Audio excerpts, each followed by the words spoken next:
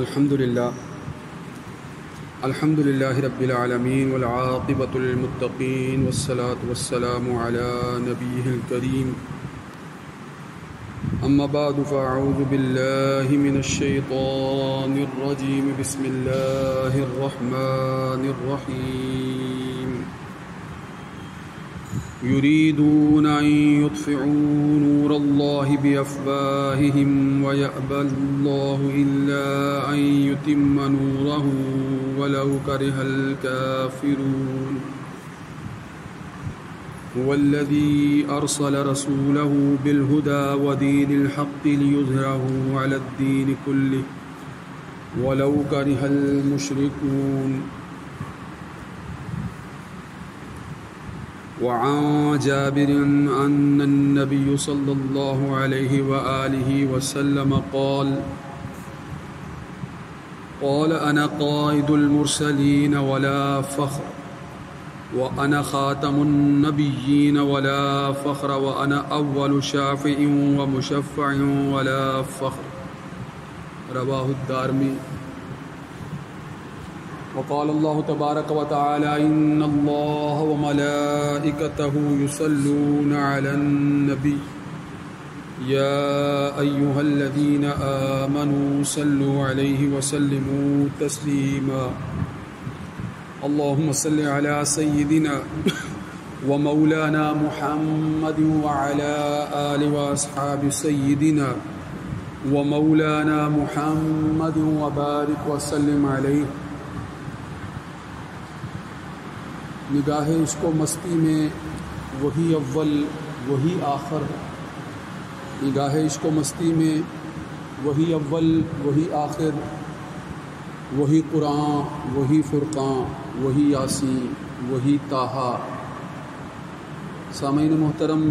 پچھلے جمعۃ المبارک کو میں نے آپ کے سامنے یہ بات وضاحت کے ساتھ رکھی تھی کہ اللہ رب العزت نے اپنے محبوب پیغمبر حضرت محمد مصطفیٰ احمد مجتبیٰ صلی اللہ علیہ وآلہ وسلم کو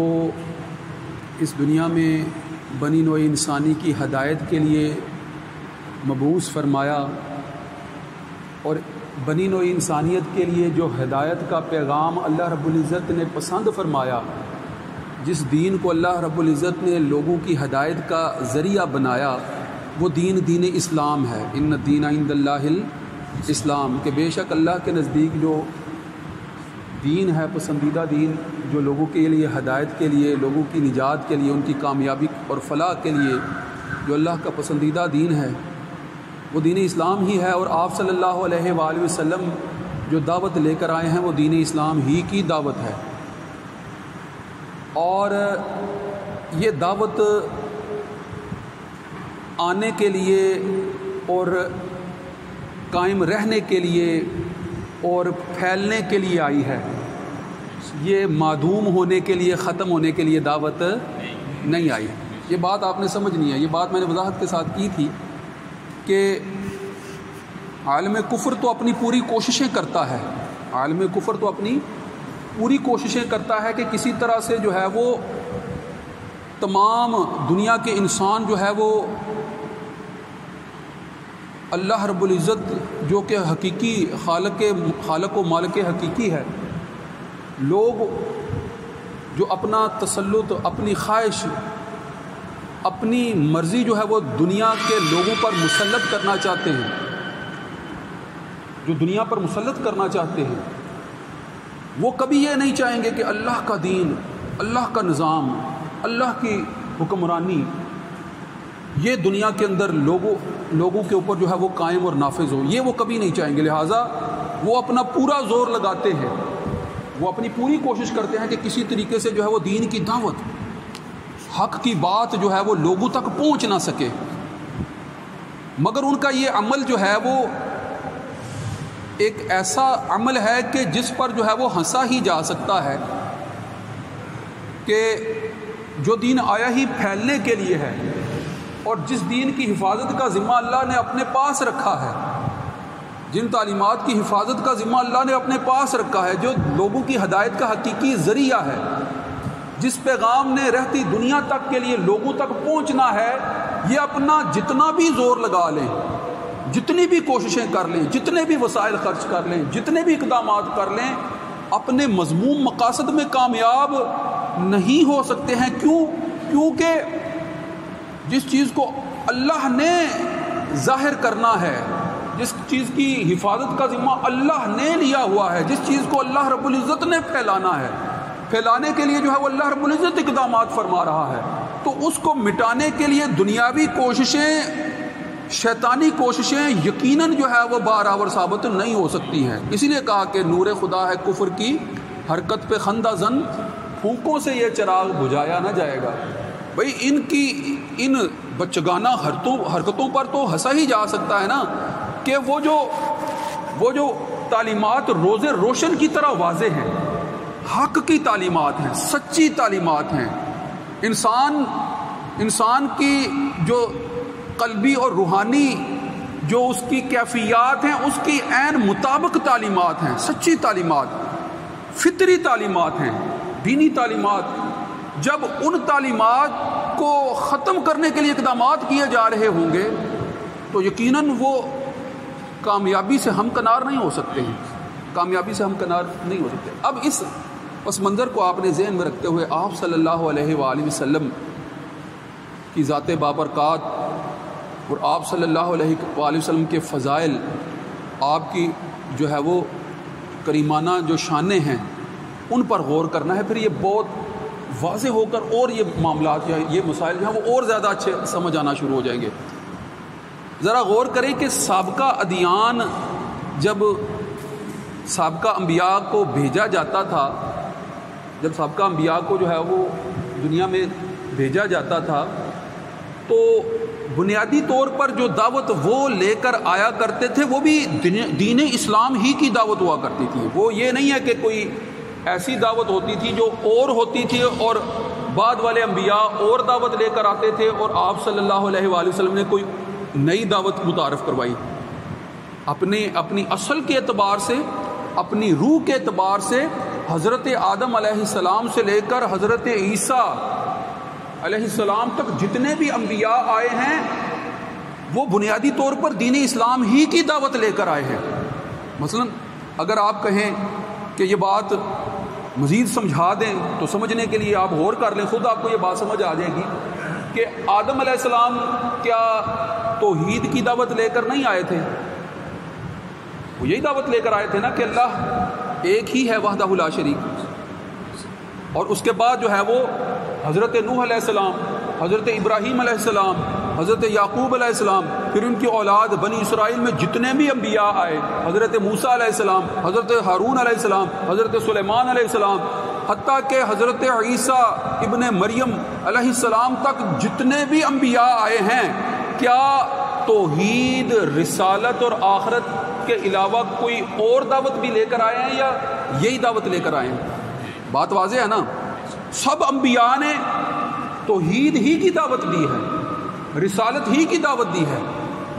آپ صلی اللہ علیہ وآلہ وسلم سے پہلے جو ہے وہ انبیاء اور رسول جو ہے وہ اپنی نبوت اور رسالت کا دعویٰ فرماتے تھے۔ اللہ تعالیٰ نے ان کو معجزات عطا کر رکھے تھے، معجزات کے ذریعے سے وہ اپنی رسالت کا ثبوت پیش کرتے تھے۔ ایسا ہی ہے نا۔ اور آپ صلی اللہ علیہ وآلہ وسلم سے پہلے جتنے بھی انبیاء آئے ہیں سب نے یہی دعوت دی ہے نا کہ ہم اللہ کی طرف سے بھیجے گئے ہیں، ہم اللہ کی طرف سے مبعوث کیے گئے ہیں، ہم اللہ کی طرف سے مقرر کیے گئے ہیں۔ اور یہ بات بھی آپ ذہن میں رکھیے گا، یہ بات بھی بڑی اہم ہے اس حوالے سے کہ نہ صرف یہ کہ آپ صلی اللہ علیہ وآلہ وسلم سے پہلے جتنے بھی انبیاء آئے ہیں وہ اپنی نبوت کا اعلان کرتے تھے، بلکہ اپنے بعد والے انبیاء کا بھی ذکر کیا کرتے تھے، اور بالخصوص آپ صلی اللہ علیہ وآلہ وسلم کی بعثت کا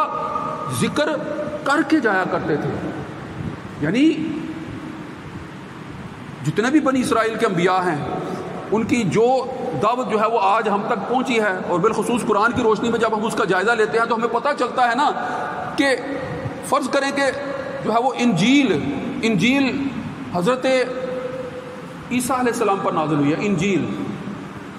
انجیل کا مطلب ہی ہے خوشخبری۔ انجیل، لفظ انجیل کا مطلب ہی کیا ہے؟ خوشخبری۔ یعنی حضرت عیسیٰ علیہ السلام آپ صلی اللہ علیہ وآلہ وسلم کے آنے سے پہلے مبعوث ہی بالخصوص اس لیے ہوئے تھے کہ آپ کے آنے کی خوشخبری آنے والوں کو سنا سکیں. غور کیجئے اس بات پر. تو یہ نہیں ہے کہ صرف وہ اپنی نبوت کا اعلان کر رہے ہوتے تھے سابقہ انبیاء، بلکہ آپ کے آنے سے متعلق بھی جو ہے وہ خبریں دیا کرتے تھے. قرآن مجید جو ہے وہ بنی اسرائیل کے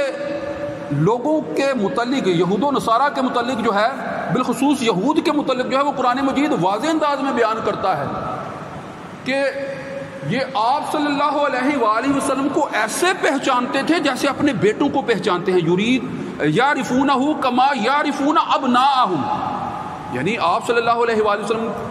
کے آنے سے متعلق، آپ صلی اللہ علیہ وآلہ وسلم کی بعثت سے متعلق، آپ صلی اللہ علیہ وآلہ وسلم کے نبی آخر الزمان ہونے سے متعلق، آپ کے خاتم النبیین ہونے سے متعلق، آپ ایک ایسے نبی آنے والے ہیں کہ جب وہ آئیں گے تو ان کی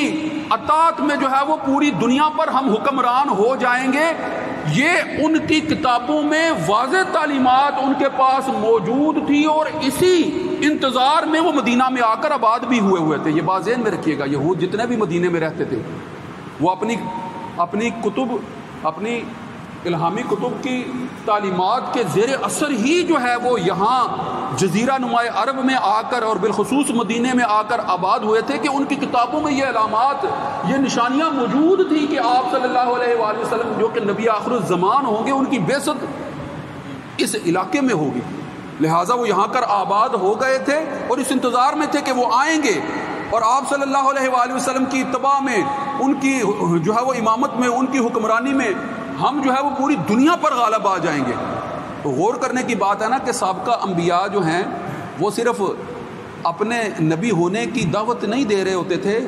اپنے آپ کو نبی کے طور پر جو ہے وہ تسلیم کرنے کے لیے نہیں کہہ رہے ہوتے تھے، بلکہ آنے والے نبیوں کے متعلق بھی آگاہ کر رہے ہوتے تھے، اور بالخصوص آپ صلی اللہ علیہ وآلہ وسلم کی بعثت سے متعلق بھی آگاہ کر رہے ہوتے تھے. اگر یہ بات واضح ہے تو پھر آپ کو یہ بات اب سمجھنی چاہیے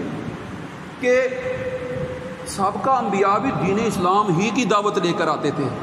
توحید کی دعوت لے کر آتے تھے، رسالت کی دعوت لے کر آتے تھے، آخرت کی دعوت لے کر آتے تھے. آخرت کی دعوت یعنی یہ جتنے بھی اسلامی ادیان کے ماننے والے ہیں سب یہود و نصارہ سے جو ہے وہ پوچھ لو کہ کیا وہ آخرت پر یقین رکھتے ہیں کہ نہیں رکھتے ہیں، جنت پر یقین رکھتے ہیں کہ نہیں رکھتے ہیں، دوزخ پر یقین رکھتے ہیں کہ نہیں رکھتے ہیں، قیامت کے بپا ہونے پر یقین رکھتے ہیں کہ نہیں رکھتے ہیں. تو اس کا مطلب یہ ہے کہ سابقہ انبیاء بھی تو یہی بنیادی عقائد لے کر لوگوں کے سامنے جو ہے وہ دعوت رکھا کرتے تھے نا. تو لہٰذا دعوت تو یہی ہے، شروع سے دعوت یہی ہے، دین اسلام کی دعوت. تو جو دین شروع سے لوگوں کی ہدایت کے لیے اللہ کا منتخب کردہ دین ہے شروع سے، اور آپ صلی اللہ علیہ وآلہ وسلم کی جب بعثت ہوتی ہے، آپ صلی اللہ علیہ وآلہ وسلم جب اعلان نبوت فرماتے ہیں اور پھر جو ہے وہ اپنے نبی آخر الزمان ہونے کا دعویٰ کرتے ہیں، اور پھر جو ہے وہ اس کے دلائل کے طور پر جو ہے وہ لوگوں کے سامنے جو ہے وہ معجزات جو ہے وہ رکھ دیتے ہیں، اور اللہ کی طرف سے نازل کردہ کلام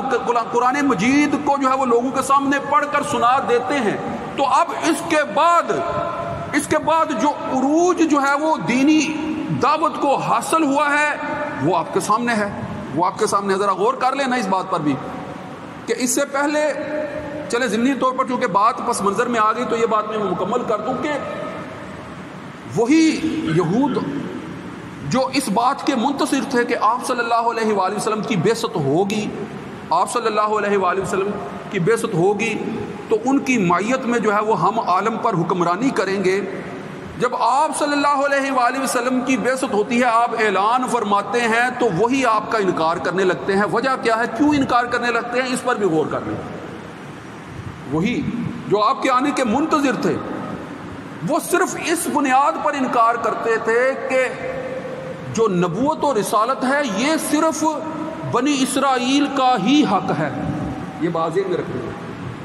وہ یہ سمجھتے ہیں کہ جو یہودی نسل نہیں ہے، جو بنی اسرائیل سے تعلق نہیں رکھتا، وہ نبی کے منصب پر فائز. اب یہ عقیدہ کوئی دین کا بنیادی عقیدہ نہیں تھا. یہ سابقہ مذاہب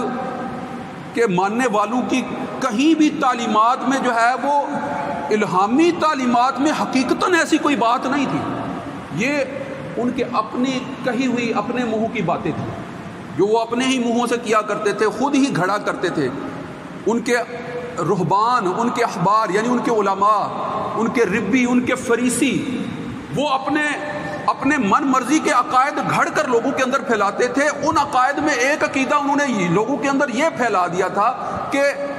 ہم سب سے اعلیٰ نسب کے لوگ ہیں اور سب سے اعلیٰ نسل سے ہمارا تعلق ہے. زمین پر جو ہے وہ ہم سے جو ہے وہ اعلیٰ اور برتر جو ہے وہ کوئی نسل نہیں ہو سکتی ہے. ہم انبیاء کی اولاد میں سے ہیں اور اولاد انبیاء ہونے کی حیثیت سے نبوت کا جو ہے وہ ظاہر ہونا بھی جو ہے وہ اسی نسل کا حق ہے. اس کے علاوہ کہیں اور نبی ظاہر نہیں ہو سکتا. مگر جب رسول اللہ صلی اللہ علیہ وآلہ وسلم کی بعثت ہوتی ہے تو یہ بات آپ جانتے ہیں کہ حضرت ابراہیم علیہ السلام کے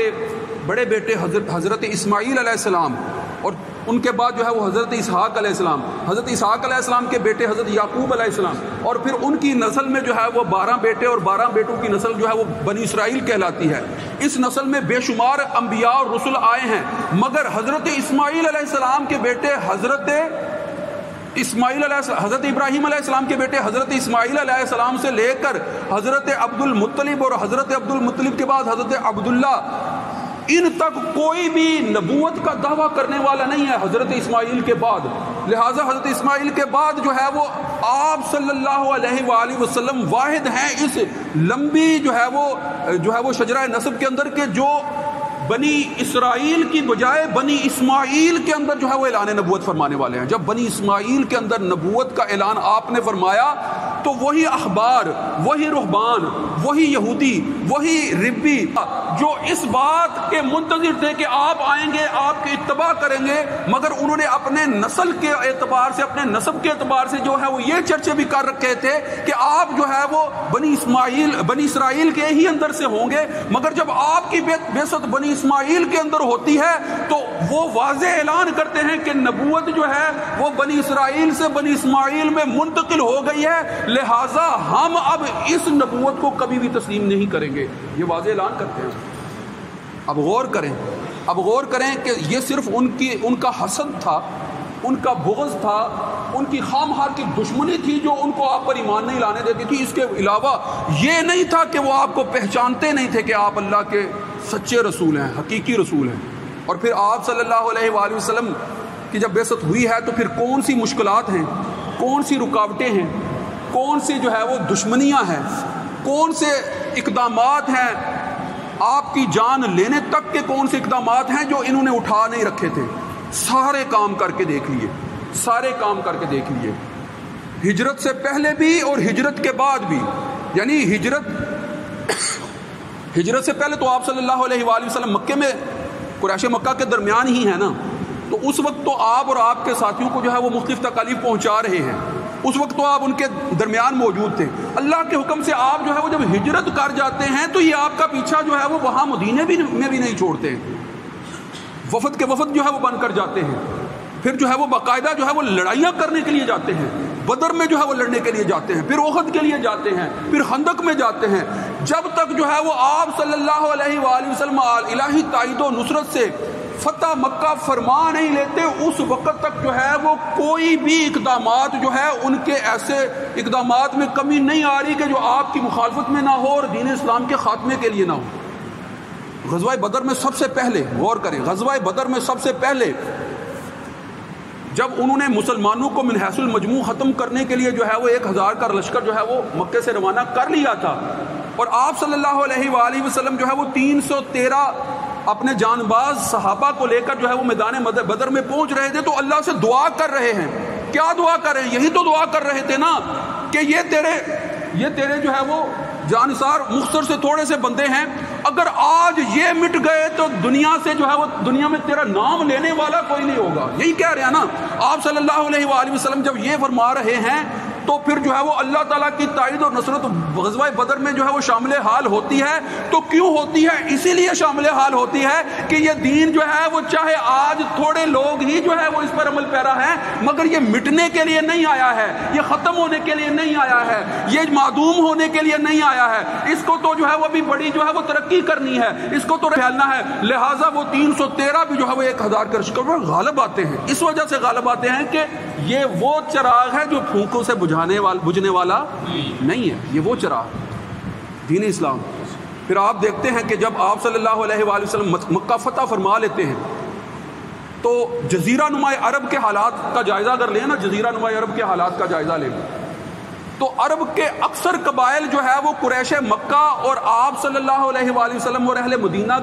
جو آپ صلی اللہ علیہ وآلہ وسلم کے مہاجرین اور جانثار جو ہے وہ انصار صحابہ تھے. آپ صلی اللہ علیہ وآلہ وسلم کے جتنے بھی ساتھی ہیں، آپ کے اور جو ہے وہ قریش مکہ مشرکین مکہ ان کے درمیان جو کشمکش چل رہی ہے، جو لڑائی چل رہی ہے، بار بار جو ہے وہ جنگیں ہو رہی ہیں. اس سے پہلے کہ مکہ فتح ہوتا سارے منتظر کس بات کے تھے؟ اسی بات کے منتظر تھے کہ اس لڑائی کا فیصلہ ہوتا دیکھ لیں کہ کیا ہوتا ہے. لڑائی کا فیصلہ ہوتا کیا ہے کہ یہ روزانہ جو ہے وہ کوئی نئی بات سامنے آتی ہے، کوئی نئی جنگ کے جو ہے وہ اقدامات ہو رہے ہوتے ہیں، جنگیں ہو رہی تھیں. اسی بات کا وہ انتظار کر رہے تھے. لیکن آپ ذرا غور کریں کہ آپ صلی اللہ علیہ وآلہ وسلم صلح حدیبیہ کے بعد جس میں یہ اعلان ہوا ہوتا ہے کہ 10 سال تک جو ہے وہ کفار و مشرکین کے درمیان جنگ نہیں ہوگی، مگر کچھ ہی عرصے بعد جو ہے وہ مشرکین مکہ جو ہے وہ بدعہدی کرتے ہیں. اس کی تفصیلات کسی وقت بتاؤں گا. بدعہدی کرتے ہیں اور یہ معاہدہ توڑ دیتے ہیں. اس دوران آپ صلی اللہ علیہ وآلہ وسلم جو ہے وہ مسلمانوں کو جہاد کی تیاری کرنے کا اعلان کر دیتے ہیں کہ جہاد کے لیے تیاری کرو، مگر یہ نہیں بتاتے کہ جو ہے وہ محاذ کیا ہوگا، میدان جنگ کہاں کیا ہوگا، سفر کس طرف کیا جائے گا، کوچ کس طرف کیا جائے گا. کسی کو کچھ خبر نہیں ہے. صحابہ جانثار ہیں، آپ کے حکم پر عمل کرتے ہیں، جہاد کی تیاری شروع کر دیتے ہیں. صحابہ کو اس وقت علم ہوتا ہے جب آپ صلی اللہ علیہ وآلہ وسلم کوچ کرتے کرتے جو ہے وہ مکہ کے گرد و نواح میں پہنچ جاتے ہیں، اور جب رات کے وقت جو ہے وہ کفار مکہ اور مشرکین مکہ کو خبر ملتی ہے کہ ایک بہت بڑا لشکر جرار جو ہے وہ مکے کی حدود کے قریب پہنچ گیا ہے، جب اس وقت ان کو خبر ہوتی ہے تو وہ کہتے ہیں کہ اتنے بڑے لشکر کی ہم کیسے جو ہے وہ مقابلہ کر سکیں گے. لہٰذا بلا مقابلہ آپ صلی اللہ علیہ وآلہ وسلم فاتحانہ شان سے اگلے دن جو ہے وہ مکے میں داخل ہوتے ہیں. یہ میں نے مختصر کر کے بات بتائی ہے، انشاءاللہ کسی وقت تفصیل سے بتاؤں گا. تو جب یہ فاتحانہ شان سے آپ مکہ فتح کر کے جو ہے وہ لوگوں کے اندر عام معافی کا اعلان فرما دیتے ہیں تو پھر کیا ہوتا ہے؟ پھر جو ہے وہ پورے عرب کے قبائل جو ہے وہ جان لیتے ہیں کہ آپ اللہ کے سچے رسول ہیں. لہذا جوک در جوک جو ہے وہ دور دراز سے جو ہے وہ دائرہ اسلام میں داخل ہونے کے لیے وفد بن بھر کر آپ کے پاس آ رہے ہیں. اور پورا سال جو ہے وہ 9 ہجری کا وفود کا سال کہلاتا ہے کہ اس میں بڑی تعداد میں جو ہے وہ لوگ مسلمان ہوئے اور جزیرہ نما عرب میں عمومی طور پر جو ہے وہ اسلام پھیل گیا. پھر وقت یہ آیا کہ 10 ہجری میں جب آپ صلی اللہ علیہ وآلہ وسلم نے جو ہے وہ حج پر جانے کا اعلان فرمایا ہے تو 1,24,000 سے بھی زائد، بعض روایات کے مطابق 1.5 لاکھ کے قریب جو ہے وہ آپ صلی اللہ علیہ وآلہ وسلم سے انس رکھنے والے صحابہ رضوان اللہ علیہ اجمعین جو ہے وہ حج میں آپ کی معیت میں جو ہے مکہ پہنچ جاتے ہیں. یہ وہ عروج تھا جو حاصل ہوا. پھر 1400 سال تک جو ہے وہ اس عروج کا تسلسل جو ہے وہ کسی نہ کسی شکل میں قائم رہا ہے، جس کی انشاءاللہ وضاحت کرتا رہوں گا. وآخر دعوانا ان الحمد للہ رب العالمین. سنتیں ادا فرما.